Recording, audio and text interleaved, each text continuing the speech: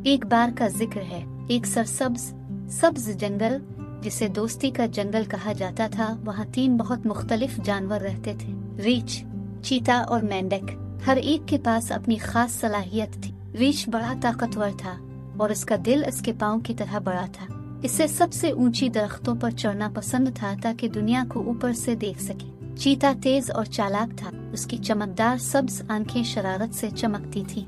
इसे झाड़ियों में छुपने और ढूंढने का शौक था और जंगल में बेहतरीन नाश्ता तलाश करने में माहिर था। इस गिरोह का सबसे छोटा हिस्सा एक खुश मिजाज छोटा मेंढक था जो बहुत ऊंची छलांग लगा सकता था। वो तालाब के किनारे गाने गाना पसंद करता था। एक सुबह जब ये तीनों अपनी पसंदीदा जगह पर चमकती हुई पान के पास इकट्ठे हुए तो उन्होंने कुछ गैर अजीब देखा। नीली तितलियां जो अमूमन हवा में उड़ती फुड़ती थी कहीं नजर नहीं आ रही थी।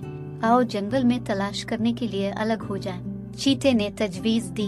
अच्छा ख्याल, मैं ऊंची फूलों को चेक करूंगा, मेंढक ने कहा। और इस तरह वो मुख्तलिफ समतों में निकल पड़े, 1 घंटे में दोबारा पान पर मिलने का वादा करते हुए।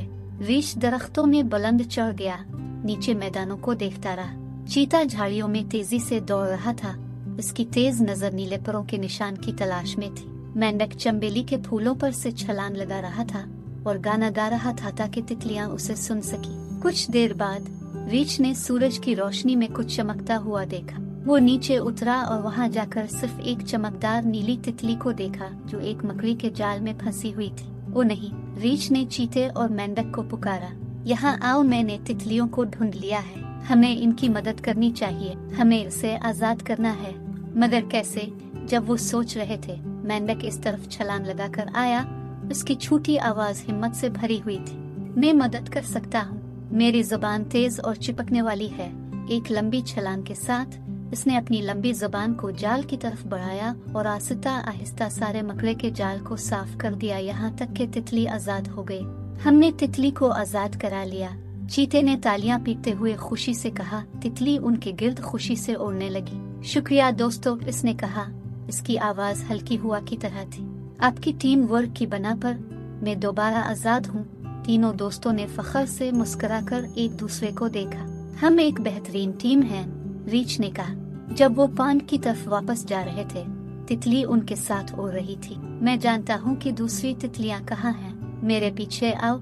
इसने उन्हें एक मैदान की तरफ ले जाया जिसमें हर रंग की बेशुमार तितलियाँ थी जो सूरज में खेल और चक्कर लगा रही थी। वाह, फ्रेडी ने हैरत से कहा। इसकी आंखें चमक रही थी। उन्होंने सारा दिन तितलियों के साथ खुलते हुए वक्त गुजारा, इनका पीछा किया और अपनी दोस्ती का लुत्फ उठाया। शाम हो रही थी और मेंढक एक बड़े पत्थर पर बैठकर तितलियों को शाम की रोशनी में घूमते हुए देख रहा था। आज का दिन बेहतरीन दिन था, चीता बोला। इसका दिल भरा हुआ था। हाँ, और ये हमें दोस्ती की अहमियत याद दिलाता है। रीछ ने अपना बड़ा सा पंजा अपने दोस्त चीते के कंधे पर रखते हुए कहा। मेंढक ने मुस्कुराते हुए कहा, एक साथ मिलकर हम कुछ भी हासिल कर सकते हैं। और इसी दिन से वो तीनों लोग न जानते थे कि कभी कोई मसला हो, मिलजुल कर हर जंगल में किसी भी चैलेंज का सामना कर सकते हैं। जैसे ही रात के आसमान में सितारे चमकने लगे, दोस्तों ने एक अहद किया। आओ हमेशा एक दूसरे का ख्याल रखें और अपने जंगल के दोस्तों की मदद करें। उन्होंने इत्तेफाक किया और यूं जादुई दोस्ती के जंगल में इनकी दोस्ती का रिश्ता हर रोज मजबूत होता गया। इस कहानी से ये साबित होता है कि बेहतरीन दोस्तों के साथ मिलकर हर मुश्किल का सामना किया जा सकता है।